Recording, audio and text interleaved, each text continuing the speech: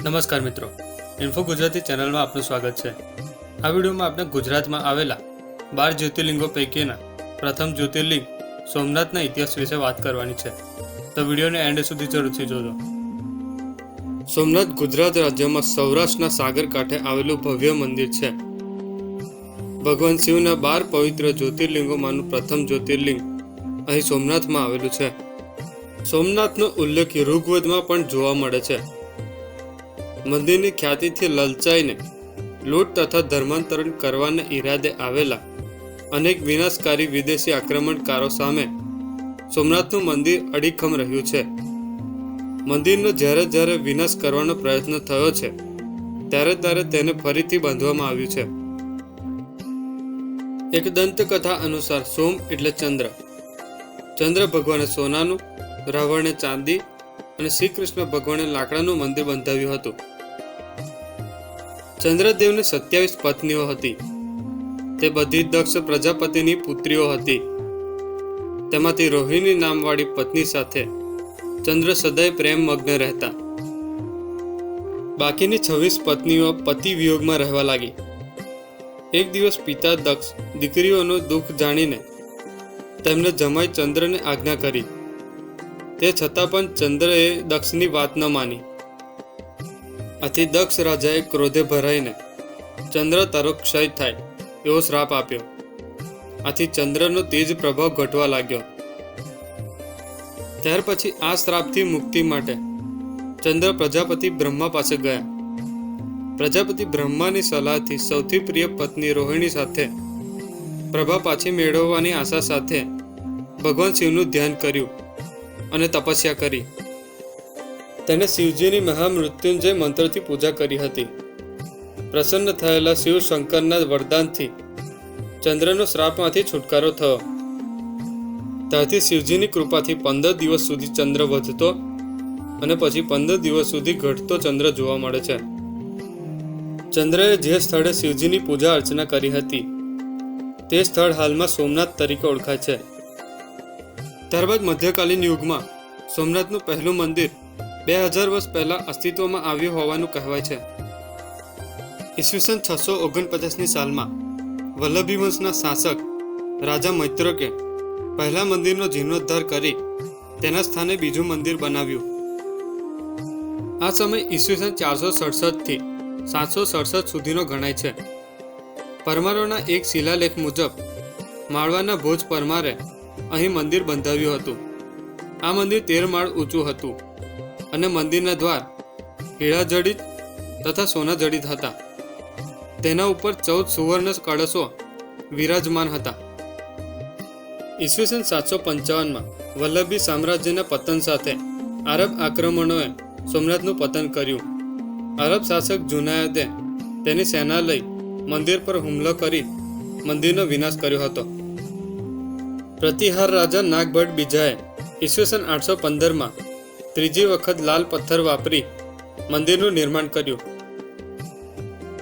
ત્યારબાદ ઈસવીસન 1024ની સાલમાં મોહમ્મદ ગઝનવીએ રાજા ભીમદેવને પહેલા હરાવ્યા।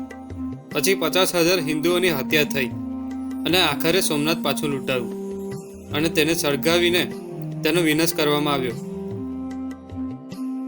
ઈસવીસન 1026 થી 1042ના સમયમાં માળવાના પરમાર રાજા ભોજ તથા અણહિલવાડ પાટણના સોલંકી રાજા ભીમદેવે ચોથા મંદિરનું નિર્માણ કર્યું।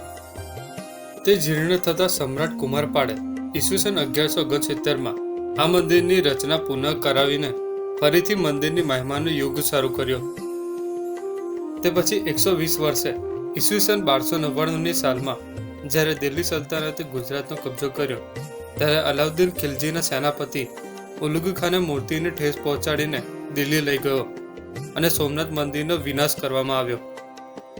11મી સદીમાં આ વિનાશ પહેલા સોમનાથની સમૃદ્ધિ કેટલી વિપુલ હતી તેનો ઉલ્લેખ મળે છે।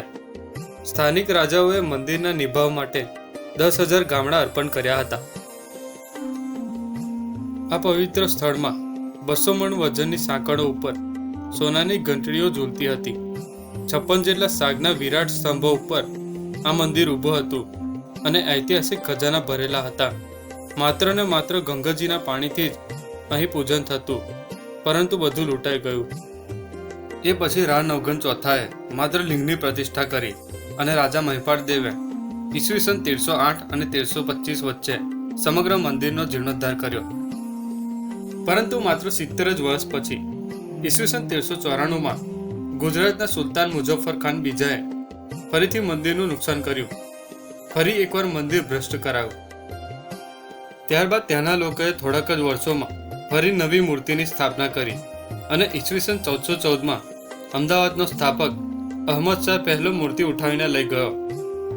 એ પછી ઈસવીસન 1451માં રા માંડલિકે મંદિરની ફરીથી પ્રાણ પ્રતિષ્ઠા કરી, પરંતુ 15મી સદીમાં મોહમ્મદ બેગડો ચઢી આવ્યો અને તેને મંદિરને નુકસાન પહોંચાડ્યું.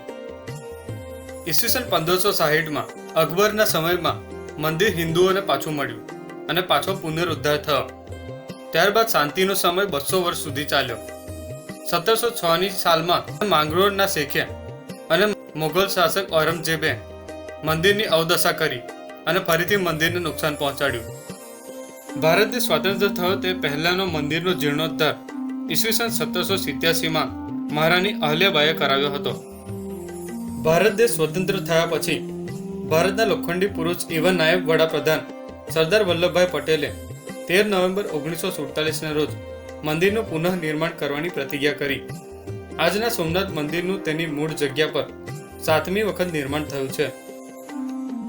11 મે 1951ના દિવસે કે જ્યારે મંદિરની પ્રાણ પ્રતિષ્ઠા થઈ, ત્યારે ભારતના તત્કાલીન પ્રથમ રાષ્ટ્રપતિ ડોક્ટર રાજેન્દ્ર પ્રસાદે જ્યોતિર્લિંગની પ્રતિષ્ઠાને કરવાની વિધિ કરી ત્યારે કહ્યું કે સોમનાથનું આ મંદિર વિનાશ પર નિર્માણના વિજયનું પ્રતીક છે.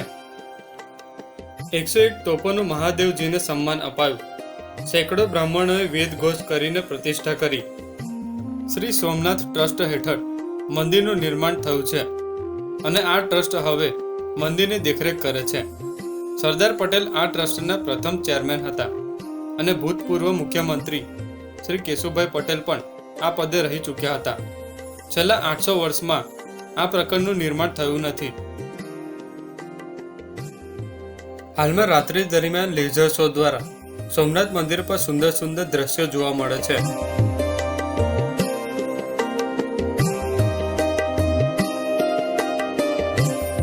તો મિત્રો, આ હતી ગુજરાતમાં આવેલા સોમનાથ મંદિરના ઇતિહાસ વિશેની સંપૂર્ણ માહિતી.